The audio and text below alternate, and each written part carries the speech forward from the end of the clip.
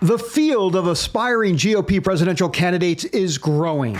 Today, I am announcing that I am a candidate for President of the United States.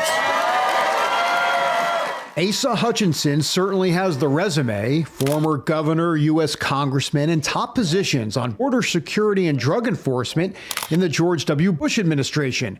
His goal of restoring civility to an angry national discourse will be a linchpin. I think we need more grace. I think we need more compassion. And I think we need to listen more. And we need leaders that set the right example.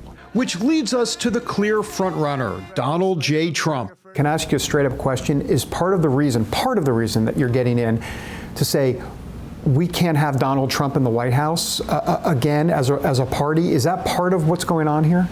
Sure, there's a factor there, but let me explain it. Sure. First of all, the biggest motivation is that the Biden policies are taking us the wrong direction. Number one, right. But also, our party, GOP, needs a course correction, and that the GOP, I don't believe, can win in a November election with Donald Trump leading the pack. The challenge for Asa Hutchinson is that this is not simply the grand old Republican Party. Trump changed it. Rather than protector of the world, there's more of an America First attitude. For example, this populist arm of the party doesn't believe in spending money overseas for, say, the war in Ukraine, if it means less spent at home. Well, we can do both. Now, and you've got to put it in perspective. The Biden administration spent over $1 trillion in a stimulus package. You know, in terms of what we're spending in Ukraine is less than $200 billion. And we're talking about world peace issues. So that's not unusual. I think that's a false argument that's being presented. So the challenge for Hutchinson, especially in a crowded field, is to get noticed and gain momentum. He checks the box as a strong conservative on social issues, especially abortion, so that will help. And he believes the evangelical vote is make or break for him. I like the Iowa dynamic and being able to campaign there.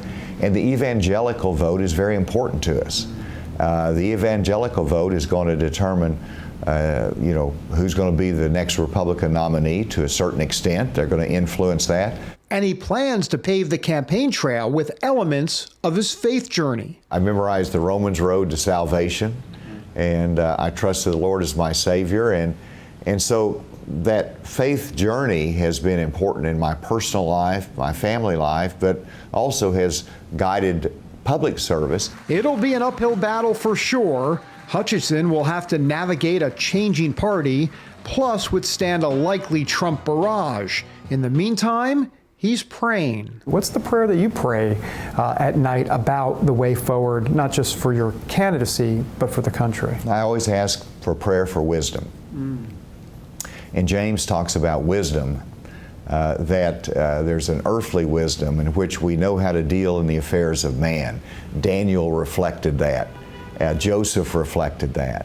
But there's also the eternal wisdom in which we can see over the horizon to eternity and worry about not just the judgment of history on our decisions, but the judgment of eternity.